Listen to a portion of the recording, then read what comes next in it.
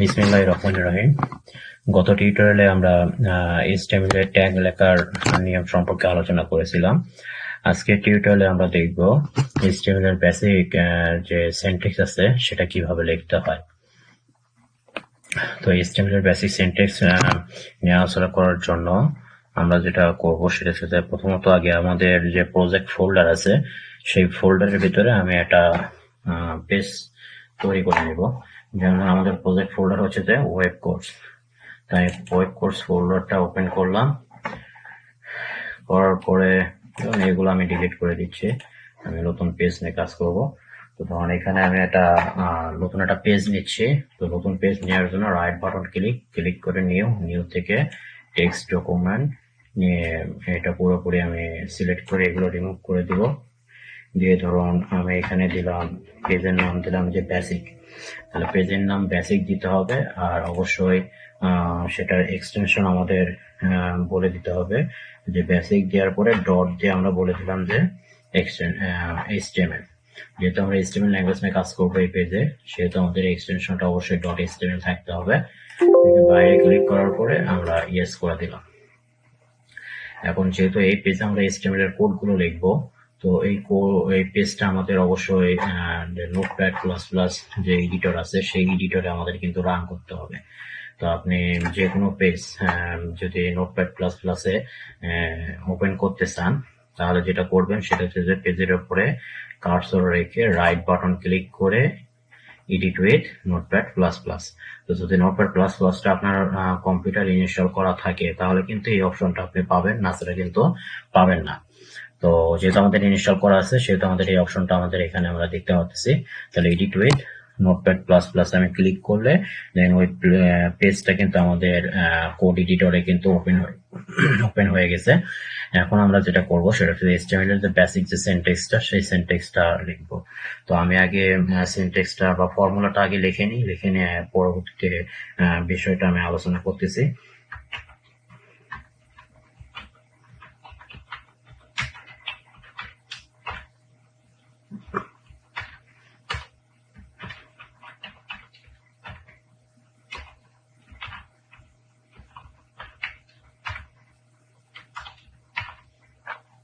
Sorry,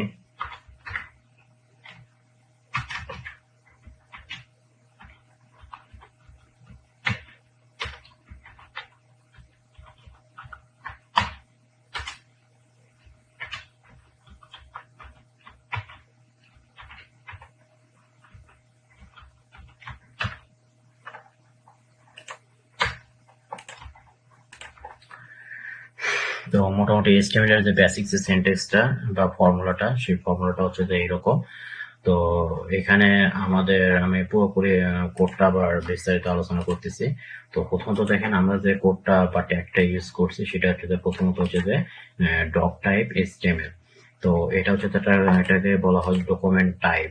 document type বলতে আপনি এই পেজে যে ট্যাগ গুলো লিখবেন বা এই ডক টাইপ HTML-টা মূলত ইউজ করা হয় হচ্ছে যে আপনার HTML এর যে ভার্সনটা আছে বা আপনি যে ডকুমেন্টে যে ট্যাগ গুলো লিখবেন সেটা কোন ভার্সনের ট্যাগ গুলো লিখতেছেন সেগুলো ইন্ডিকেট করার জন্য।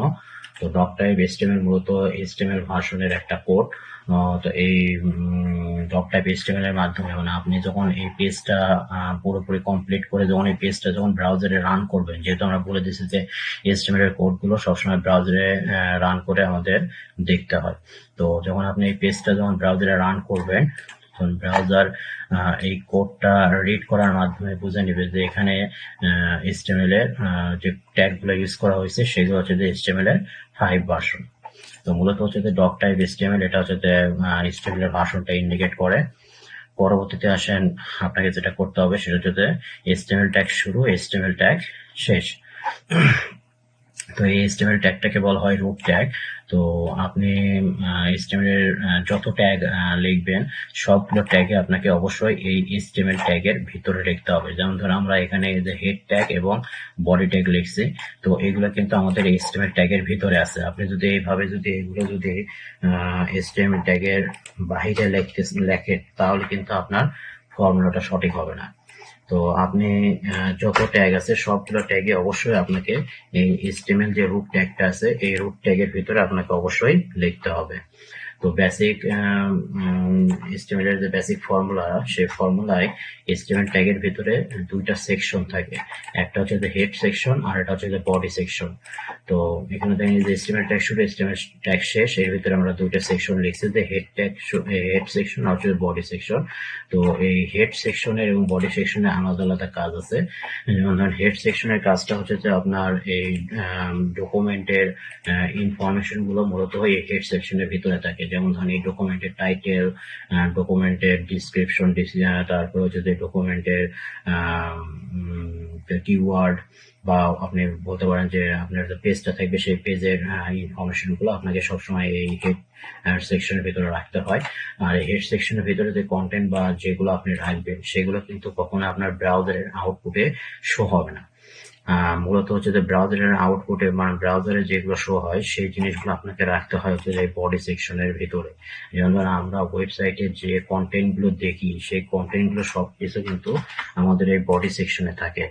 আর হেড সেকশনে যেগুলো থাকে সেগুলো হচ্ছে যে আপনাদের ইনফরমেশন গুলো থাকে, যেগুলো হিডেন অবস্থায় থাকে। তো আমরা ব্রাউজারে যে জিনিসগুলো দেখতে পাবো সেই জিনিসগুলো অবশ্যই আমাদের এই বডি সেকশনের ভিতরে রাখতে হবে। তো আপনি যদি HTML এর বেসিক সিনট্যাক্স লেখেন তাহলে অবশ্যই আপনাকে এই ফর্মুলাটা অবশ্যই ফলো করতে হবে, যে প্রথমত লিখতে হবে ডক টাইপ HTML, তারপরে HTML ট্যাগ শুরু, HTML ট্যাগ শেষ। আর আপনি যখন ট্যাগ গুলো লিখবেন তখন অবশ্যই আপনাকে কিন্তু যে ট্যাগই লেখেন, যেমন ধরুন আমি যদি আবার এই ফর্মুলাটা লিখি যে HTML ট্যাগ আমি শুরু করলাম, সাথে সাথে অবশ্যই আপনাকে এই ট্যাগটা অবশ্যই ক্লোজ করতে হবে।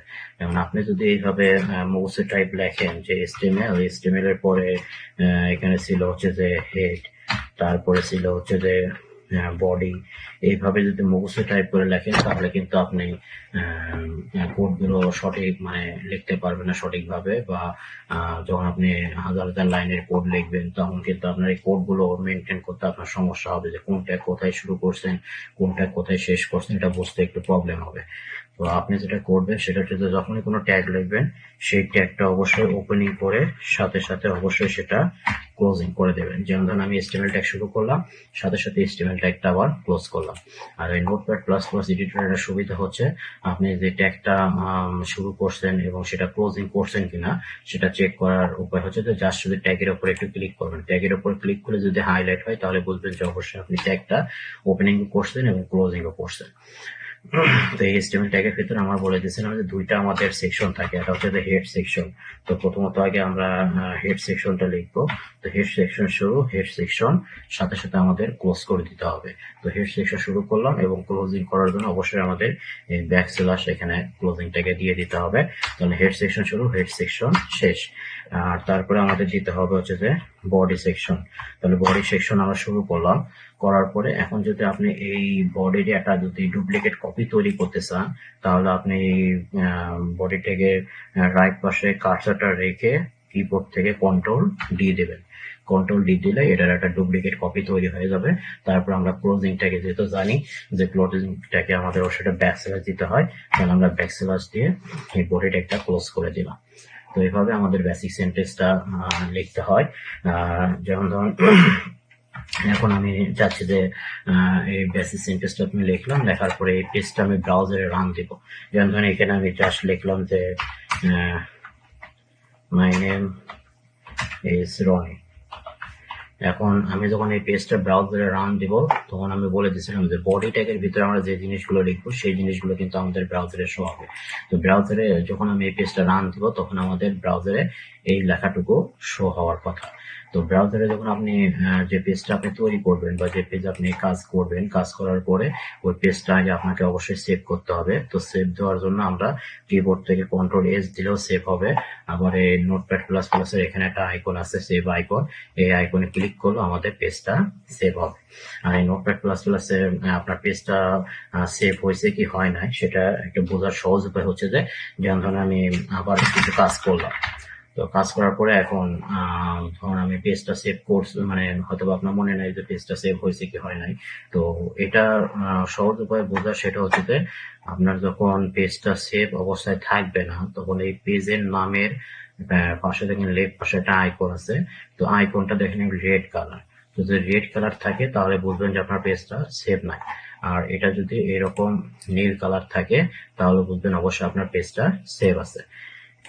যেমন ধরেন এখন কিন্তু আমাদের পেজটা সেভ নাই, কারণ হচ্ছে যে এখন আমাদের আইকনটা রেড কালার আছে। এখন যদি আমি সেভ আইকনে ক্লিক করলাম তাহলে দেখি আমাদের পেজটা আইকনটা একটু নীল হয়ে গেছে, তো পেজটা আমাদের সেভ আছে। এখন আমি চাচ্ছি যে এই পেজটা আমি ব্রাউজারে রান করব। তো এটা ব্রাউজারে রান করানোর জন্য দুইটা উপায় আপনি রান করাতে পারবেন। সেটা হচ্ছে যে সরাসরি আপনি নোটপ্যাড প্লাস প্লাস সফটওয়্যার থেকে এখান থেকে রান অপশন থেকে, এটা রান অপশন আছে, এই যে রান অপশন থেকে ক্লিক করলে এখানে এই আপডেট ভার্সন একটা প্রবলেম হচ্ছে যে আপনার এই রান অপশন থেকে আপনার এই ব্রাউজারে রান করার মতো কোনো অপশন এখানে থাকে না। তবে এটা আপনি ম্যানুয়ালি নিয়ে আসতে পারবেন, সেটা আমি পরে দেখাই দিচ্ছি। যদি এখানে যদি আপনার এই ব্রাউজার দিয়ে আপনার পেজটা রান করার মতো অপশন না থাকে, মোট কথা এখানে ব্রাউজারের নাম থাকে যে ফায়ারফক্স, গুগল ক্রোম, সাফারি এরকম নাম থাকবে। যদি ফায়ারফক্সে দিতে চান ফায়ারফক্সে ক্লিক করলে ফায়ারফক্সে ব্রাউজারে পেজটা রান হয়ে যাবে। তো যেহেতু আমাদের ব্রাউজারের নাম এখানে শো করা নাই, তো এটা আমি পরে কিভাবে শো করাতে হয় সেটা দেখাই দিচ্ছি। তো অল্টারনেটিভ ওয়ে হিসেবে আমি যেটা করবো সেটা হচ্ছে যে এই পেজটা আমাদের যে ফোল্ডারে সেভ করা আছে আমি সেই ফোল্ডারে চলে যাবো। যেহেতু আমাদের এই প্রজেক্ট ফোল্ডারের ভিতরে আমাদের পেজটা সেভ করা আছে যে ওয়েব কোর্স ফোল্ডারের ভিতরে, তাহলে ওয়েব কোর্স ফোল্ডারটা ওপেন করলাম। ওপেন করার পরে এখন আমি চাচ্ছি যে এই পেজটা আমি ব্রাউজারে রান করব। তাহলে এই পেজের উপরে জাস্ট ডাবল ক্লিক করবেন, ডাবল ক্লিক করলে দেখবেন এই পেজটা আমাদের ব্রাউজারে রান হয়ে যাবে। এখন দেখেন আমাদের এখানে ব্রাউজারে পেজটা রান হয়ে গেছে এবং বডিতে যে টেক্সটটা আমি রাখছিলাম যে মাই নেম ইজ রনি লেখাটা কিন্তু আমাদের ব্রাউজারের বডিতে কিন্তু আমাদের শো হচ্ছে। তো এটা একটু খেয়াল করবেন যে ব্রাউজারে আপনি যা কিছু শো করাতে চাবেন সেই জিনিসগুলো অবশ্যই আপনাকে এই বডি ট্যাগের ভিতরে রাখতে হবে। আর এখানে আপনি হেড সেকশনের ভিতরে আরেকটা ট্যাগ ইউজ করতে পারেন, সেই ট্যাগটা হচ্ছে যে টাইটেল ট্যাগ। তো টাইটেল ট্যাগ শুরু, টাইটেল ট্যাগ শেষ। তো এই টাইটেল ট্যাগের ভিতরে আপনি এই ডকুমেন্টের বা এই পেজের টাইটেল দিতে পারেন, যেটা আপনার যেমন ধরেন আমি এটার নাম দিলাম যে বেসিক। তো আমি এখানে টেক্সট লিখলাম বেসিক, লেখার পরে এটা যদি সেভ দিই, আবার সেভ আইকনে ক্লিক করলাম, পেজটা সেভ হয়ে গেল। এখন এটা আবার আমি ব্রাউজারে রান করাবো। তো ব্রাউজারে রান করার জন্য আপনাকে বারবার রান দেওয়ার দরকার নাই, যেহেতু আমাদের ব্রাউজারে একবার আমি রান করেই রাখছি। এখন যা শুধু এই পেজটা শুধু রিফ্রেশ করব। তো এই HTML এর হেড সেকশনের ভিতরে টাইটেলের ভিতরে যে টেক্সটটা লাগবে সেই টেক্সটটা আমাদের শো হয় হচ্ছে যে ব্রাউজারের টাইটেল বারে। তো এখন দেখেন এখানে টাইটেল বারে আমাদের পেজের নাম শো হয়ে আছে basic.html, কিন্তু আমি কিন্তু টাইটেলের ভিতরে লিখছি শুধুমাত্র কি বেসিক। তো এখন যদি আমি পেজটা রিফ্রেশ করি, এখন দেখেন শুধুমাত্র আমাদের লেখা আছে কি বেসিক। তো এই হেড সেকশনের টাইটেল ট্যাগের ভিতরে যে টেক্সটটা দেবেন সেই টেক্সটটা আপনার ব্রাউজারের টাইটেল বারে শো হবে, আর বডিতে যে জিনিসগুলো রাখবেন সেই জিনিসগুলো শো হবে আপনার ব্রাউজারের বডিতে।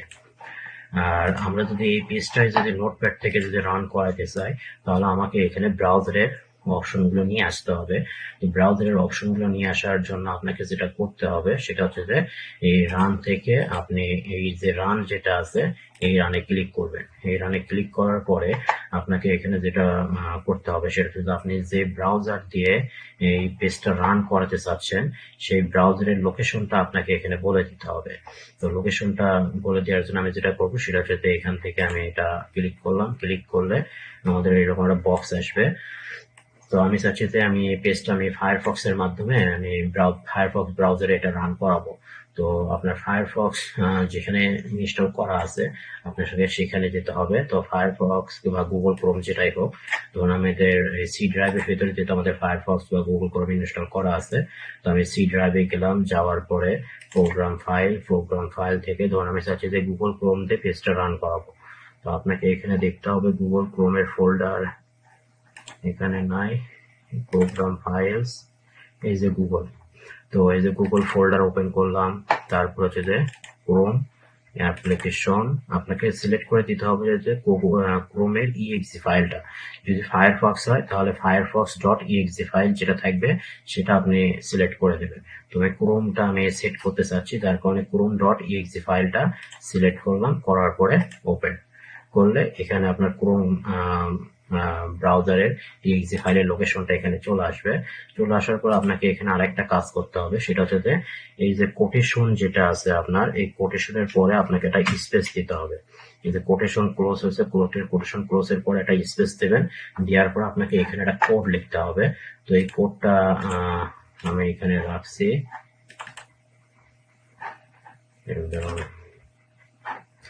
এই যে এই কোডটুকু আপনাকে লিখতে হবে। তো আমি এই কোডটুকু কপি করতেছি, এই কোডটুকু আমি আপনাদের ফেসবুক গ্রুপে অবশ্যই দিয়ে দেবো, আপনারা জাস্ট ওখান থেকে কপি করে নিয়ে এটা একটু ব্যবহার করবেন।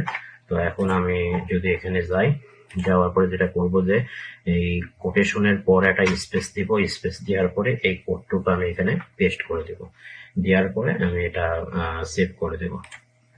সেভ করে দেওয়ার পর আপনাকে এখানে বলবে যে আপনি একটা নাম দিতে বলবে। তো আমরা জাস্ট ব্রাউজারের নামটা দিয়ে দিই, যে গুগল